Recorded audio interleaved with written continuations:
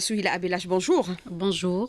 Alors, le commerce extérieur, des enjeux et des défis, les instructions du président de la République sont claires, s'ouvrir au monde tout en préservant la production nationale. Sa déclaration est sans ambiguïté. Je n'ai jamais demandé d'interdire les importations. Aucun pays au monde ne peut évoluer seul. C'est un recadrage. Il y a eu de l'excès dans la régulation des importations. Madame Abilash. Alors, on va dire, bismillah déjà, mais bon ramadan pour tout le monde, Inch'Allah. Pour les importations, effectivement, nous avons déjà la note de Monsieur le Président de la République. Effectivement, il n'y a pas eu d'instruction pour interdire les importations. Au contraire, c'est bien expliqué, les importations, tous les pays les plus déjà développés arrivent à faire des chiffres colossaux en termes d'importation, parce que l'importation aussi, il faut prendre en considération que c'est aussi une manière pour fournir la production nationale. La production nationale en Algérie, si on va revenir sur le plan déjà tissu économique qui existe, nous avons un tissu économique qui est déjà beaucoup plus sur le plan pourcentage. Il est composé de la petite entreprise. Alors la PME, généralement, elle ne dispose pas de tout ce qui est infrastructure pour qu'elle puisse avoir ses propres importations pour son fonctionnement. Du coup, cette petite entreprise, elle revient toujours et elle fait toujours appel aux importateurs pour la revente en l'état. Et c'est le sujet, donc le recadrage de tout ce qui est chapitre importation. Pour le moment, nous sommes en train de travailler déjà avec les instructions de Monsieur le ministre du Commerce, Monsieur Taïb Zitouni, sur déjà dresser un état des lieux de la situation actuelle par rapport au dispositif qui a été instauré en 2022 pour un petit peu tout ce qui est recadrer tout ce qui est chapitre importation revente en l'état. J'insiste sur le chapitre parce que nous avons dans la composition des importations, déjà cette année 2022, nous avons déjà clôturé l'année avec 38 milliards,99 d'importations.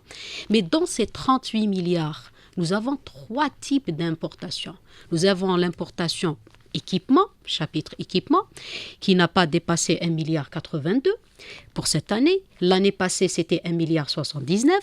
Nous avons le deuxième chapitre, le chapitre fonctionnement, qui pèse aussi sur la balance. L'année passée, c'était 12,49 milliards. Cette année, c'est 13 milliards. Et on arrive au chapitre revente en l'état. L'année passée, 2021, nous l'avons clôturé à 14 milliards 40. Cette année, c'est 13 milliards et demi.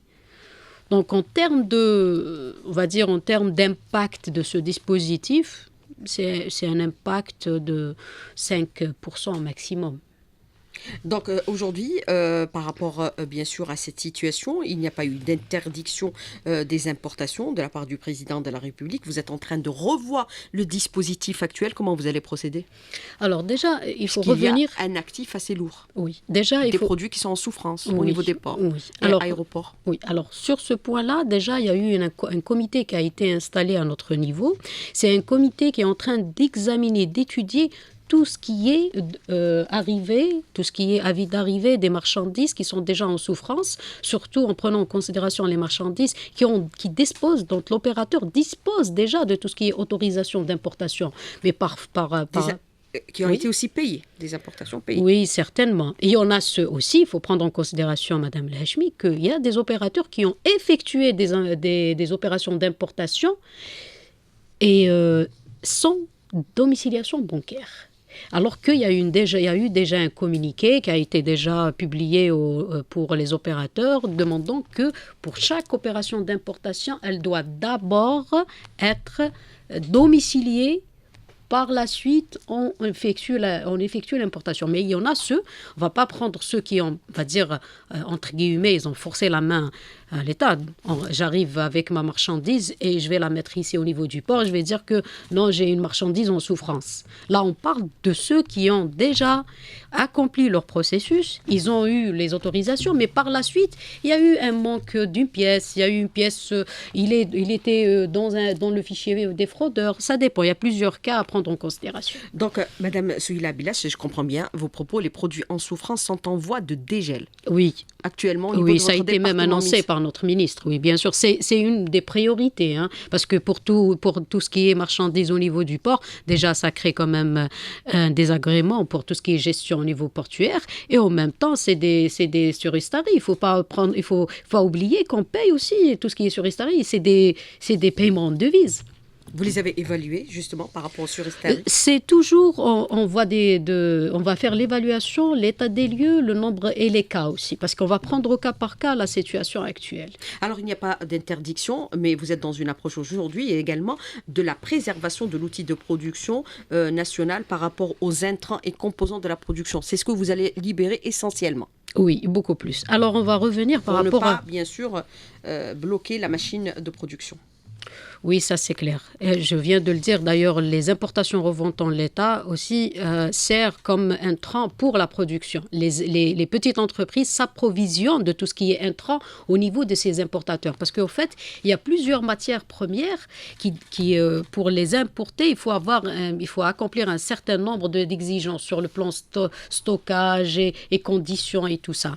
Les petites entreprises ne disposent pas de tout ce qui est infrastructure adéquate à ce type de matière. Si on va un petit peu donner les chiffres après l'assainissement du dossier, du registre de commerce, classe numéro 4, revente en l'État, nous étions à plus de 41 000 registres de commerce auparavant.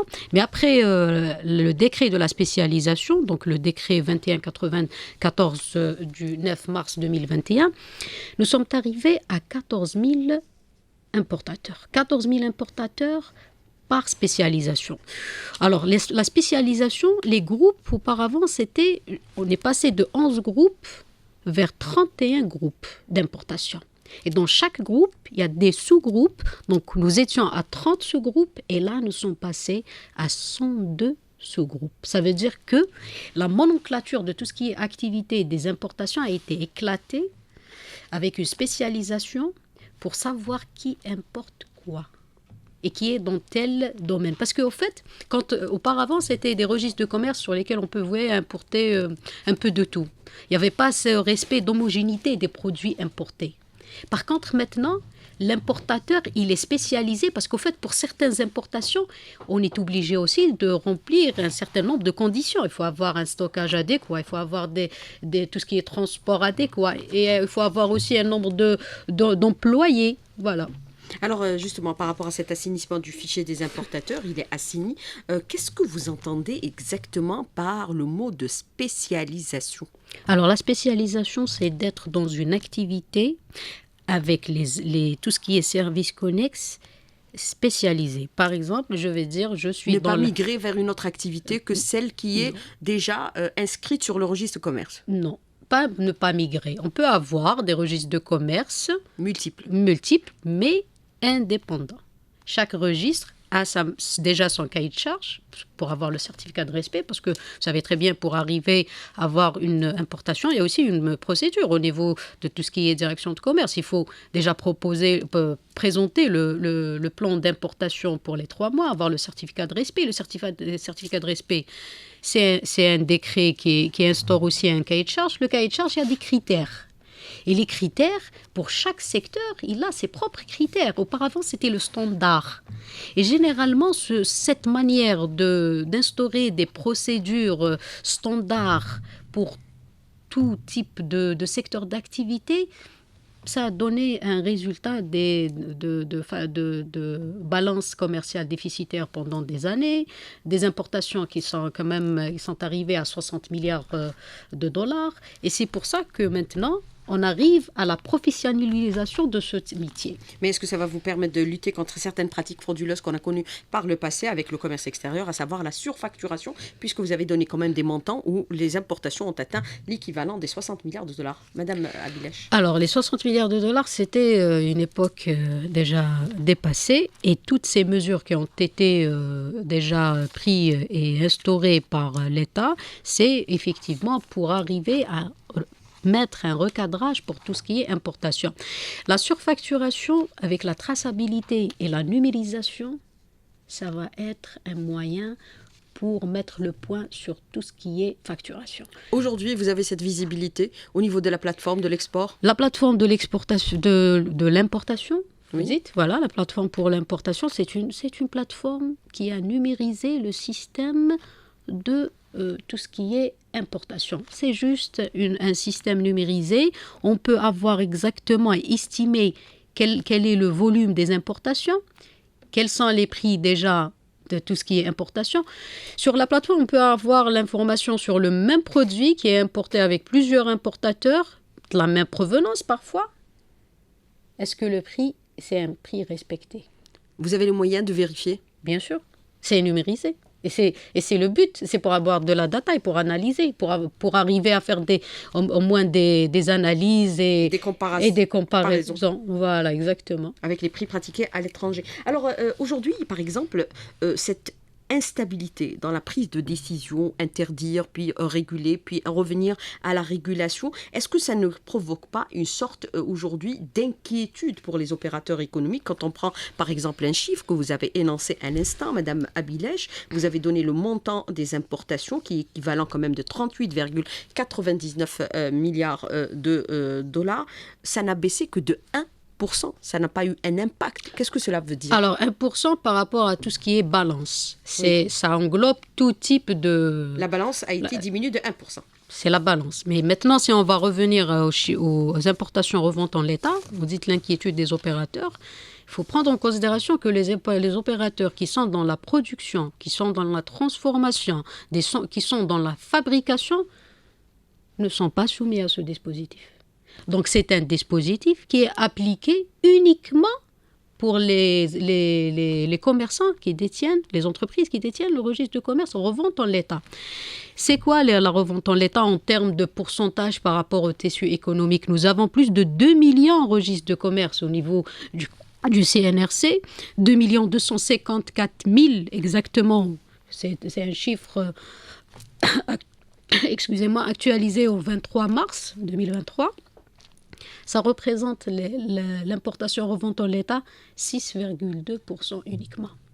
Donc, quand vous me dites que l'inquiétude des importateurs, ou l'inquiétude des opérateurs économiques, il faut dire, les opérateurs économiques, nous avons quand même une panoplie d'opérateurs économiques. Nous avons les importateurs, nous avons les fabricants, nous avons les producteurs, nous avons ceux qui sont dans les services. Maintenant, si on parle uniquement d'un secteur qui a connu pour une époque quand même une gestion, on va dire, pas vraiment bien cadrée. Nous étions à 40 000 registres de commerce d'importation. Nous étions quand même à presque 40% du tissu économique en termes d'importation. Il n'y avait pas de valeur ajoutée en Algérie. Il n'y avait pas une création de la richesse. Mais maintenant, à 14 000 avec une spécialisation et un petit recadrage, on ne va pas interdire l'importation. L'importation, c'est aussi, j'ai bien expliqué, c'est aussi une matière pour tout ce qui est appareil de production. Si on parle de la matière revente en l'état, il y a aussi à l'intérieur 3 types de produits. Alors, matière revente en l'état, le registre de commerce revente en l'état, on trouve des importateurs de produits finis destinés directement à la consommation finale. Et là, il y a la question, ce produit existe ou pas en Algérie? Et c'est là où le président de la République l'avait bien expliqué. Importer ce qui manque pour compléter le besoin national. Le deuxième point, c'est des importations de tout ce qui est matière première. Donc, la matière première, toujours on pose la question, elle existe ou pas en Algérie? Quelle est sa fiche technique? Parce que parfois, on peut avoir des matières premières, mais la technicité de la transformation de cette matière première ou la fiche technique de cette matière première ne correspond pas aux exigences d'une industrie bien précise.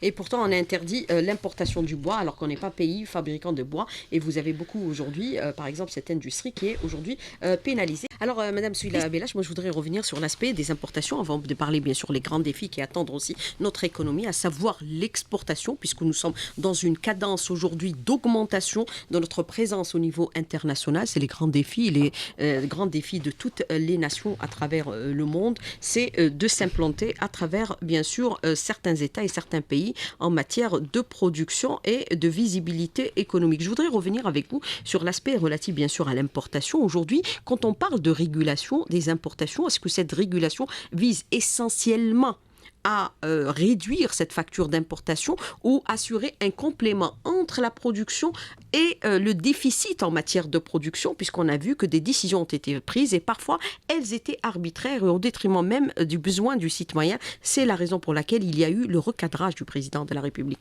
Madame Abilache. Effectivement, Madame Lachmi, par rapport aux importations, c'est un recadrage. Il faut toujours tenir la balance entre importer ce qu'il faut, ce qui n'existe pas déjà. Vous avez parlé tout à l'heure de tout ce qui est bois et tout, il y en a d'autres matières. Et là, actuellement, nous sommes en train, suite aux orientations de Monsieur le ministre, nous sommes en train de travailler sur un diagnostic général pour dire exactement quels sont les produits qui n'existent pas sur le marché local et qu'on doit peut-être trouver une autre solution pour ne pas pénaliser, parce que ça concerne directement les industries de production, et voir quels sont les produits qui existent, mais il y a toujours un manque, et c'est là qu'il faut intervenir sur tout ce qui est cartographie des produits. Et la cartographie, nous avons déjà eu auparavant un projet de cartographie nationale des produits en Algérie, mais c'était pour multisecteurs. Et ça n'a pas vraiment marché sur le plan, on va dire, information détaillée. On n'a pas eu cette adhésion de tous les opérateurs économiques parce qu'il y avait une certaine réticence, il faut le dire. Pour eux, déclarer tout ce qui est production, arriver à donner les chiffres réels de la capacité de sa production, ça risque d'avoir des contraintes avec le fisc. Alors que ce n'est pas le cas. C'est juste un recensement. Pour arriver à dire que voilà, sur ce produit, sur ce secteur, nous avons des produits, il faut que nos opérateurs aussi adhèrent à cette politique pour qu'on puisse avoir un état détaillé, une banque de données de tout ce qui est produit. Laissez-moi juste terminer, si vous permettez, ce point. C'est par rapport au secteur. Maintenant, pour la cartographie, nous allons arriver à mettre une cartographie par secteur d'activité. Et on va commencer, pour qu'on puisse être vraiment plus efficace, on va commencer par les postes produits qui sont dans l'importation au vente de l'État et qui ont pour le moment, qui sont sujets de certaines problématiques par rapport à tout ce qui est manque au niveau du marché local, flambée des prix et autres. Mais justement, quand vous parlez de la banque de données par secteur, la numérisation, est-ce qu'elle vous permet aujourd'hui d'avoir cette visibilité avec les différents départements ministériels? L'intersectorialité, c'est important, puisque même sur la question de la numérisation, le président aujourd'hui fixe l'échéance 6 mois pour tout numériser. Ça concerne le secteur des finances, mais ça concerne également le secteur du commerce, puisque vous êtes aussi impliqué dans cette activité du commerce extérieur avec les banques, bien sûr le fisc et les douanes. Alors, je vais vous dire une chose. C'est triangulaire. Si chaque secteur d'activité, chaque secteur, on va dire chaque ministère, chaque organisme, arrive à numériser les procédures déjà instaurées. Je vais vous dire, par exemple, nous avons déjà, et il y a eu une amélioration par rapport aux importations, la plateforme déjà, avec l'arrivée de M. Zetouli. La première des choses qu'on avait fait, déjà, on a éliminé la remise des certificats de tout ce qui est autorisation directement à l'opérateur. Ça va être numérisé de bout en bout. Et ça va être pour la prochaine semaine. Donc, tous les opérateurs ne seront pas obligés de se déplacer exactement sur Alger, parce que c'est 58 wilayas. Ramener tout le monde au niveau du ministère du Commerce aussi, c'est une logistique. Et arriver à remettre... Non, c'est au niveau du ministère du Commerce, la remise des autorisations. Bon, Algex, c'est une agence qui est dédiée à l'exportation. C'est une agence nationale de la promotion des exportations. Uniquement. L'hébergement de tout ce qui est gestion, c'est par faute de tout ce qui est logistique. On n'a pas les moyens au niveau de notre immeuble mis au ministère du Commerce. On n'a pas aussi tout ce qui est moyens logistiques par rapport au PC, poste et tout ça. Nous avons utilisé certains locaux au niveau d'Algex. Donc il ne faut pas mettre l'agence qui est quand même, elle a un rôle important pour les exportations dans tout ce qui est importation. Et dire que c'est une agence aussi qui va connaître, suite aux orientations de M. le ministre, qui va connaître aussi une réforme. Parce que l'agence de la promotion des exportations, elle travaille aussi pour tout ce qui est diagnostic pour l'importation. Et c'est là où il faut travailler sur la base de données et la data qui va être récupérée avec le système de la numérisation de tout ce qui est process et procédures de gestion instaurées par chaque organisme. Par exemple, nous avons le certificat de respect. Nous avons des certificats aussi d'autorisation préalable pour la production. Nous avons plusieurs types de certificats et d'autorisation et de documents qui vont être numérisés. C'est en cours. Il y a eu déjà on va dire une feuille de route qui a été tracée avec l'arrivée de M. Zeitouni pour qu'on puisse arriver à mettre cette base de données. Et il faut l'interopérabilité avec les secteurs, parce que ce qu'on a, on peut avoir aussi d'autres data, et je n'en doute pas, chaque secteur il est en train de faire ses efforts pour arriver à numériser le maximum, mais il faut que tout ça soit versé dans un vivier et analysé et utilisé. C'est le même problème, c'est le même principe pour aussi l'export, pour maintenir cette cadence d'exportation, puisque c'est la première fois on enregistre quand même l'équivalent de 7 milliards de dollars d'exportation. Madame Abilech. Alors pour ça, il faut revenir à la SNE, la stratégie nationale des exportations. C'est une stratégie qui a été faite avec l'implication de tous les secteurs et tous les acteurs, que ce soit des acteurs privés, économiques, les organismes internationaux, nationaux. Et qui avait été initié en 2015 par le feu Barthe Blaïb. Oui, Allah yarhamou, oui, monsieur Barthe Blaïb, le défunt. Et aussi, elle a été révisée en 2018 et elle a été révisée par le président de la République, qui était à l'époque ministre, bien sûr, du Commerce. Du Commerce, effectivement. Par intérim. Par intérim, tout à fait, le temps de M. Tebboune, président de la République. Nous avons déjà réalisé quand même une étape assez importante en 2018, à travers son passage au niveau du ministère du Commerce. Et là, on arrive, avec M. Zeitouni aussi, c'était une des questions déjà intégré dans sa feuille de route en tant que ministre de notre secteur. La SNE, c'est une stratégie qui déjà englobe des plans d'action par secteur. Comment elle se décline, cette feuille de route, avec les instructions du nouveau locataire au niveau du ministère du Commerce, à savoir M. Taïeb Zeitouni? Par rapport à l'exportation, il faut arriver à déjà les 10 milliards, travailler sur tout ce qui est déjà liste des exportations, liste des produits, prohibés à l'exportation. Il faut la réviser rapidement. Parce qu'il y a des produits sur lesquels déjà nous sommes en excédent de production. Ça ne sert à rien de les garder. Il faut travailler sur tout ce qui est perfectionnement actif. C'est un régime douanier qui permet d'importer pour réexporter. Qu'est-ce que vous entendez par les produits prohibés? Produits prohibés par rapport à l'excédent de la production. On prend par exemple quelques filières. La filière de la pomme de terre, où nous sommes en situation d'excédent, mais il y a aussi une crise alimentaire à travers le monde, ou la tomate industrielle, ou les produits également subventionnés par l'État. Alors les produits subventionnés, c'est autre chose. C'est un autre chapitre. Alors, qu'est-ce que vous entendez par prohibé? Prohibé à l'importation, c'est des produits qui ont été déjà, et ils ont subi des mesures de restriction à l'exportation pendant le Covid. Parce qu'il y avait ce besoin national. Pas uniquement les produits pharmaceutiques, il y a quand même une liste assez importante de plusieurs produits, surtout dans l'agroalimentaire. C'est un secteur phare pour le moment en Algérie. Nous avons quand même, sur certaines filières, nous avons un taux d'intégration très élevé. Et c'est là où il faut faire un effort de plan d'action et d'accompagnement spécifique à ces filières pour qu'on puisse arriver à atteindre des chiffres d'exportation. Pourquoi? Parce que pomme de terre, la tomate industrielle, c'est les aspects, par exemple, pour éclairer les auditeurs. Le triple concentré, il y a plusieurs produits, Pour ne pas citer uniquement comme ça des produits, la liste, confiture et les biscuits. Il y a plusieurs produits. Et les produits subventionnés, c'est un autre chapitre. Comment vous allez procéder?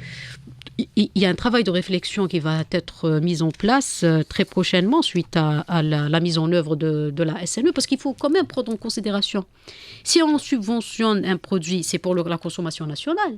Mais si c'est le même produit, il va sortir. C'est un produit qui va revenir avec des devises pour une valeur ajoutée. Et avec une valeur ajoutée. Il faut trouver un mécanisme. Il y a plusieurs mécanismes. On peut instaurer une taxe. Et puis ça permet de donner de la visibilité aux produits algériens. Bien sûr. Ne pas laisser la place aux autres. Le branding, la nature a horreur du vide. Le branding country, branding pays, c'est l'image de marque sur laquelle il faut qu'on travaille. Par exemple, si on prend la Turquie, quand ils ont travaillé sur leur image de marque, ils ont travaillé Made in Turkey. Ils n'ont pas travaillé sur un produit. Par rapport à d'autres pays, vous allez trouver des stratégies d'exportation. Par exemple, c'est un branding d'une marque qui fait un petit peu tirer vers l'avance, on va dire, la production d'un pays, ou donner, on va dire, une idée que c'est un produit, c'est un pays qui dispose des produits de qualité. Par contre, la Turquie, non. Elle a travaillé sur le label pays. Et c'est ce que vous êtes en train de faire. Nous sommes en train de faire, effectivement. Et en plus, il faut assurer, l'Algérie doit être présente dans tout ce qui est événement international, surtout la zone Afrique. Il ne faut pas oublier la ZLECAf, il ne faut pas oublier les Enfranches, il ne faut pas oublier la transsaharienne, parce qu'il faut se préparer si elle va commencer la transsaharienne. On n'a pas de banque à l'international, on n'a pas de marché à l'international. Qui va utiliser cette transsaharienne? Le plus grand tronçon, c'est le tronçon dans notre pays. Nous avons quand même déboursé des enveloppes financières importantes pour qu'on puisse accomplir le tronçon jusqu'à Lagos. Déjà, l'Algérie, elle dispose de, on va dire, plus de 60% du tronçon de la transsaharienne. Et c'est cette révision qui est en cours actuellement et qui va permettre de donner de la visibilité, une meilleure visibilité aux produits algériens, puisque même il y a cette instruction du président d'accélérer l'externalisation des banques pour accompagner les opérateurs économiques et aussi ramasser l'argent de l'épargne algérien à l'étranger, notamment en France. Nous avons une communauté de 7 millions. C'est important, cette externalisation pour accompagner les opérateurs. Il est temps. Nous sommes en 2023, il est temps. On enregistre du retard. Vous avez déjà ici en Algérie, vous avez des banques étrangères. Pourquoi nous, on n'est pas présents à l'international? Et je pense que c'est déjà fait pour certains pays. Nous étions en Mauritanie, nous avons vu déjà l'installation de l'Union bancaire Algérie au niveau de la Mauritanie. Le Sénégal aussi, en France aussi. Mais ce n'est pas suffisant. Mais vous allez mettre en place au niveau de ces pays les plateformes export comme le Sénégal, la Mauritanie, la France. Oui. C'est un ensemble, c'est un écosystème, il faut accompagner tout. Si on va mettre la banque, il n'y a pas des marchés, la banque, elle ne va pas être rentable. Bien sûr, parce que la banque, il y a aussi une étude de tout ce qui est retour sur investissement par rapport à tout ce qui est flux de commerce qu'elle va traiter. Et aussi, il faut prendre en considération que pour les pays déjà sur lesquels on travaille, c'est des pays de la ZLECAf, de la zone de libre-échange africaine. Si on ne va pas être présent, on va encore être absent pour que notre produit reste dans notre frontière et les autres prennent leur marché. Donc en fait, c'est un ensemble de procédures, c'est un ensemble de composantes et la banque, elle est là, elle doit être présente. La production, elle doit être aussi aux normes et en termes de qualité et en termes de normes et standards internationaux. Il faut prendre en considération tout ce qui est certification parce que sur certains marchés, il faut être certifié. Le marché halal, c'est un grand marché. Il ne faut pas aussi l'oublier. Donc la stratégie de SNE, des exportations, elle est déjà, sur le plan sectoriel, elle prend en considération les secteurs phares, les secteurs dans lesquels l'Algérie dispose quand même d'une capacité de production, d'une valeur ajoutée, d'un taux d'intégration assez quand même élevé pour pouvoir arriver à assurer un retour sur investissement et arriver aux 10 milliards de dollars. Alors justement, on est dans un contexte géopolitique qui nécessite aujourd'hui un plus grand déploiement de l'Algérie. Nous avons tous les atouts à notre avantage, même les experts internationaux l'attestent également, sauf que par moment, nous accusons un léger retard. C'est la raison pour laquelle aujourd'hui, les instructions du président de la République sont claires. Il a déjà déclaré l'année 2023 sera une année économique par excellence et on doit bien sûr arracher nos parts de marché. Vous avez bien sûr, il y a cette guerre médiatique, il y a la guerre alimentaire, mais tout concourt dans un seul objectif, la guerre économique pour être présent. Vous avez parlé de la ZLECAf, mais il faut aussi être présent au niveau de l'Europe et d'autres espaces également, puisque nous aspirons aujourd'hui d'intégrer les pays du BRICS. Et les pays du BRICS sont partout. Oui, alors les pays de BRICS, il y a un On a ensemble bien importé notre viande du Brésil. Oui, il y a un ensemble de critères à respecter pour être dedans et nous travaillons sur ça déjà. Et par rapport à tout ce qui est pratiquement l'Union européenne ou même par rapport à la grande zone de libre-échange arabe aussi. Il ne faut pas oublier que... Et on en a parlé longuement avec vous. Oui, et nous avons déjà été le pays qui hôte du sommet arabe et parmi la déclaration de l'Algérie par rapport au sommet d'arabe, c'est effectivement de travailler pour une synergie intra-arabe pour tout ce qui est échange. Qui n'excède pas les 8%. Non, même pas. On est un peu loin, mais il faut déjà travailler sur une stratégie.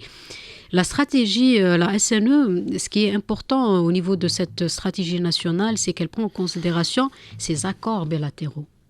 Et les accords bilatéraux, quand ils sont pris en considération dans un plan d'action, dans un business plan, pour vraiment target market, ça veut dire pour cibler un marché, ça prend toute la composante. Là où le marché est demandeur, là où vous avez une valeur ajoutée importante, là où vous avez des franchises de taxes douanières, et ça travaille. L'approche filière, c'est une meilleure approche pour placer les produits au fur et à mesure à l'international. Les inconvénients, par exemple, de certains aspects qui ont été négociés au détriment de notre économie par rapport à l'accord d'association avec l'Union européenne en voie de révision. Madame Abilache, rapidement sur la question de l'auditeur. Je pense que c'est une révision qui est en cours et ça engage plusieurs secteurs, pas uniquement le ministère du Commerce. Et les choses vont être clarifiées pour prochainement, Inch'Allah. Alors, vous avez autre question de l'auditeur qui vous dit, il y a beaucoup de questions ce matin à Madame Souhila Abilache. Je travaille dans une multinationale agroalimentaire. Nous travaillons à un rythme très bas avec, bien sûr, du chômage technique pour cause de la non-obtention d'autorisation d'importation de matières premières. Tout ça va être assaini, va être réglé dans les prochains jours. Madame Abilache. S'ils travaillent dans une multinationale, ils sont dans la production, ils ne sont pas soumis à l'autorisation. L'autorisation, elle concerne uniquement les revendeurs en l'état.